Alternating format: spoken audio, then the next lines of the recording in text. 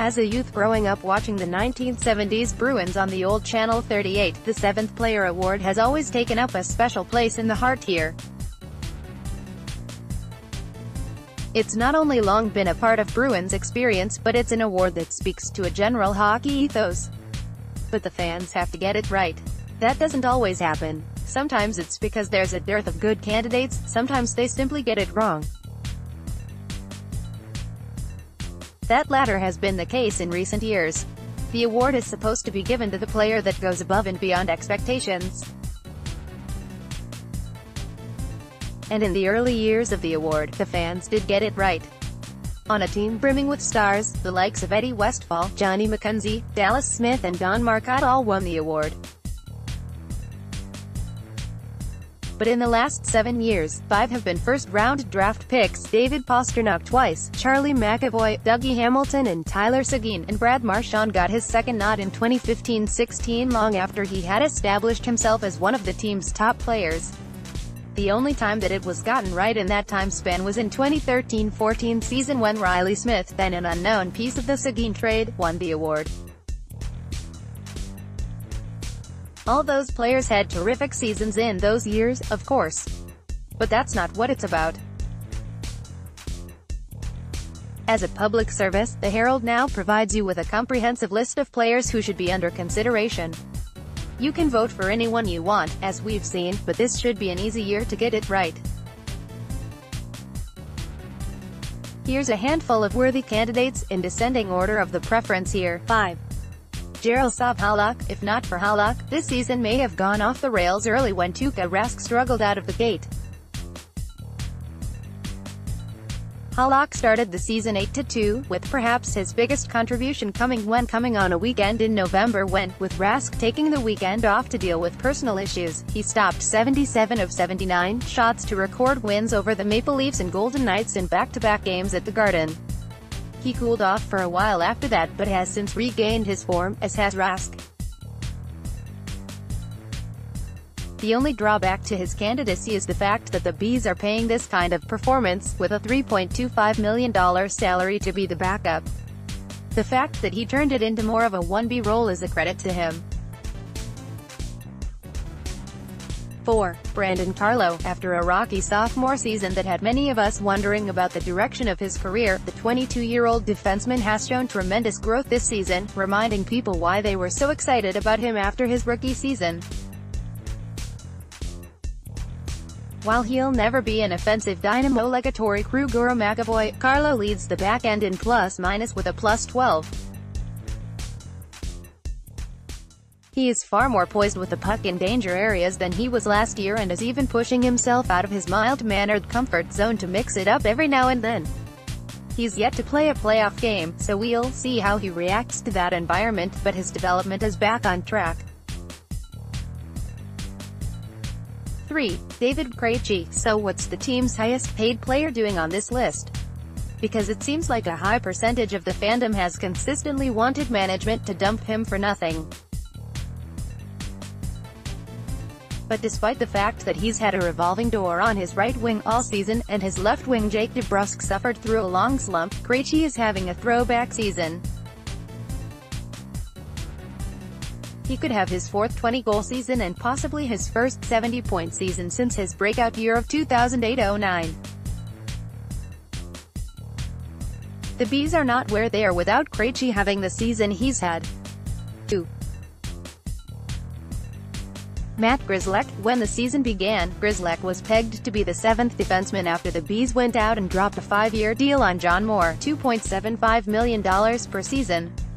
Injuries allowed him to stay in the lineup, but by the time the back end got healthy, the Charlestown native had made himself indispensable.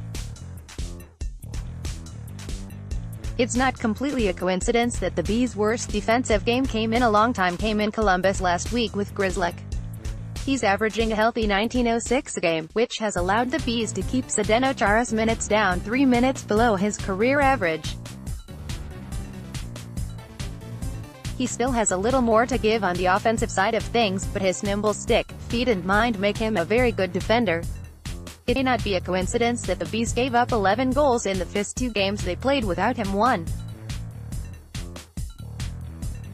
Chris Wagner, the mayor of Walpole, has become the favorite in the last couple of weeks as he's gone a bit of tear here, notching 6 of his career-high 12 goals in the last 14 games going into the weekend. He was brought to Boston to add some edge to the mix, and he's never been afraid to put his body on the line. He leads the teams in hits, 231, which was good enough for 6th in the league. He's been the offensive presence on the old-fashioned checking line with Noel Acciari and Sean Corrali. The whole line, in fact, embodies what this award is all about. Those are the choices, folks, at least to these eyes. And if none of these guys are voted in, then maybe it's time for NESN, which will give out the award on March 30th, to put its thumb on the scale. Appreciating Chara. Speaking of Chara, who will turn 42 tomorrow, if you're not appreciating what he's been doing this year at his age, then I suggest you go find a copy of Wednesday's Blackhawks-Maple Leafs game. The Hawks jumped out to a 5-0 lead but had to hang on for dear lives to nail down the 5-4 decision. And the pairing of Duncan Keith and Brent Seabrook did their best to give the game away. In final minute, first Keith took a Chicago face-off win, buried his head and, with plenty of open ice in front of him, handed the puck right back to the Toronto point man. Then, after another Hawks draw win, Seabrook skated the puck into 2 Leafs at the blue line and gave the puck away again. Luckily for the Hawks, and the Bruins, in their quest for home ice in the first round, they were able to frantically run the clock out. Keith, 35, and Seabrook, 33, were the defensive cornerstones of the Hawks' 3 Stanley Cup teams earlier in the decade, and they should be celebrated as such, but they're also proving that it's not easy being a defenseman in the NHL past a certain age. And the Hawks are on the hook for more years of Seabrook at $6.875 million and 4 more years of Keith at just over $5.5 million. Chara, meanwhile, may have had some minutes shaved off his nightly workload, but he's still been an integral part of a defense that has been ranked in the top 5 all year. That should be appreciated. On the league, good for Leafs GM Kyle Dubas for taking the opportunity to reiterate his club and the league's stance against homophobia and other forms of hate.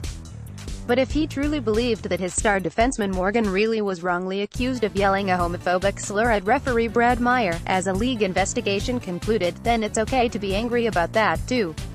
From the credit where it's due department, Tyler Seguin and the Dallas Stars, who have faded so badly down the stretch the last couple of years, are going in the opposite direction this season, thanks in part to a Vezina-caliber year from goalie Ben Bishop, currently dealing with a lower body injury. They could have gone the "whoa are we" route after big deadline acquisition. Mats Zuccarello suffered a broken arm in his first game as a Star, but they have shown some mental toughness. Coming off a big win in Minnesota on Thursday, they were 5-1 in March going into their game against Vegas on Friday. Second in the league in goals against, the Stars just might be a tough out in the playoffs. This week's Bees timeline: Tuesday at New York Islanders, the Bees return to Nassau Coliseum, where the crowds have been raucous. I was confident Barry Trotz and Lou Lamoriello would get the Islanders on the right track, but never thought it would be this quickly. Thursday at New Jersey, the Bees have had their issues against this hard-working team, splitting the 2 games at the Garden. Don't expect a gimme. Saturday at Florida, last time the Bees were in Sunrise, they were smoked 5-0 on deck. 4. The Panthers might also be smarting from their collapse at the Garden a week and a half ago.